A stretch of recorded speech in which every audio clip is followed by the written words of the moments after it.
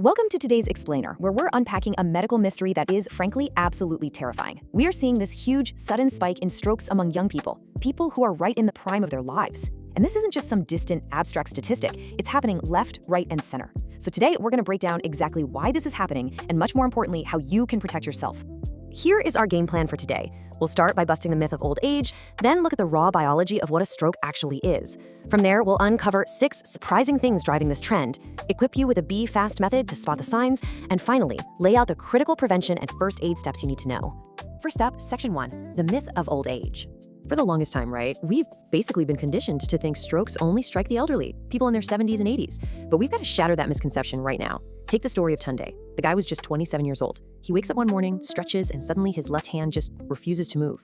His mouth twists to the side. He tries to call out his wife's name, but the words just won't come out. At 27 years old, with absolutely zero warning and no family history, a stroke knocked on his door. So yeah, this is a very real, immediate threat to young adults today. And look, Tunde's story, it's not some random fluke. The data totally backs this up. Research from the Global Burden of Disease Study reveals a massive surge in stroke cases among 18 to 49-year-olds since 2015. The situation is particularly severe over in Africa, where folks are increasingly suffering strokes right in their 30s and 40s. I mean, literally during what should be their most productive years. Moving on to Section 2. What exactly is a stroke? Before we can figure out how to stop this thing, we need a really easy-to-grasp understanding of the mechanics happening inside the body. So think of your brain like a house. Now, for a house to function, it needs electricity, right? Well, the blood vessels inside your brain are basically the wires carrying that electrical current. A stroke is simply what happens when there is a severe disruption. Those wires fail, the brain loses its electrical supply, and boom, the house goes dark. Now, this wire failure usually goes down in one of 2 ways. First, you've got an ischemic stroke. That's when a vital blood vessel gets completely blocked up, the wire is pinched, and the electricity stops flowing. The second way is a hemorrhagic stroke, which happens when a blood vessel literally bursts open, bleeding everywhere inside the brain. But honestly, whichever one it is, the end result is the same. The part of the brain relying on that blood starts to die. Which brings us to this incredibly staggering number, 2 million. For every single minute that a stroke goes untreated, roughly 2 million brain cells die. 2 million! And here is the truly terrifying part. Your brain isn't like your skin. A scrape on your arm will just heal itself. But once those brain cells die, many of them are gone forever. Speed is literally everything here. Let's get into Section 3, the 6 surprising stroke causes.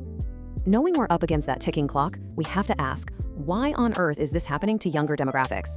Well, the undisputed biggest culprit is high blood pressure or hypertension. And the tricky thing is, it's not going to give you a notification like a WhatsApp message. Life is tough, bills are super stressful, and your blood pressure can just skyrocket while you feel totally fine. Your body is basically boiling on the inside, but there's no warning alarm going off. That is exactly why they call it the silent killer. So what else is causing this? Let's rapidly break down the rest. Beyond blood pressure, we've got diabetes and wild sugar spikes from bad diets just damaging our vessels. Then there's our sedentary lifestyles. Sitting at a desk for 14 hours a day actually makes your blood vessels stiff and inflexible.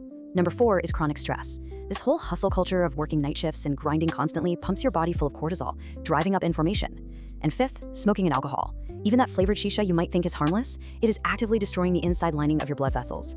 And then we have a really surprising 6th cause, oral contraceptives. Now, to be clear, contraception is generally totally fine, but it can increase the risk of a stroke for women who also smoke or who suffer from certain types of severe migraines. It just means you really need to consult with your doctor to make sure you're on the safest option for your specific body. All right, Section 4, be fast, spot the signs. So how do we actually catch it in real time? You just need to remember this 6-letter mnemonic. It is the exact diagnostic tool you need to beat that 2 million cell ticking clock. B is for balance. Are they suddenly staggering or dizzy? E is for eyes. Did they just lose vision or start seeing double?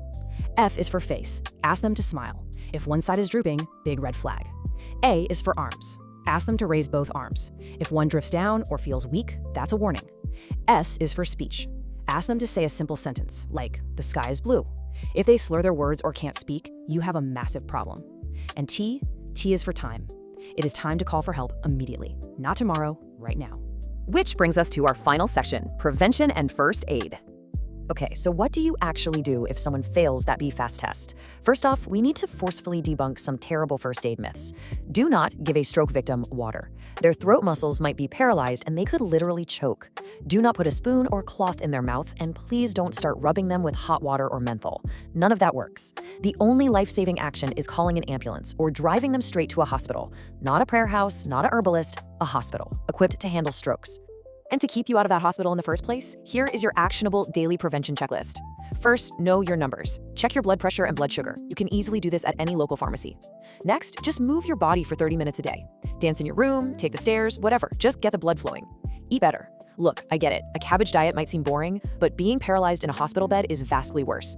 Cut back on the salt and oil. Get some sleep and manage your stress. Remember, your body isn't a generator. You can't just run it on zero sleep forever. And lastly, put down the cigarettes and limit the alcohol. I want to wrap up this explainer by asking you one very direct, provocative question. When was the last time you checked your blood pressure?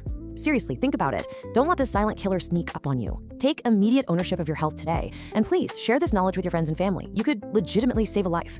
Thanks so much for joining me, and I'll catch you in the next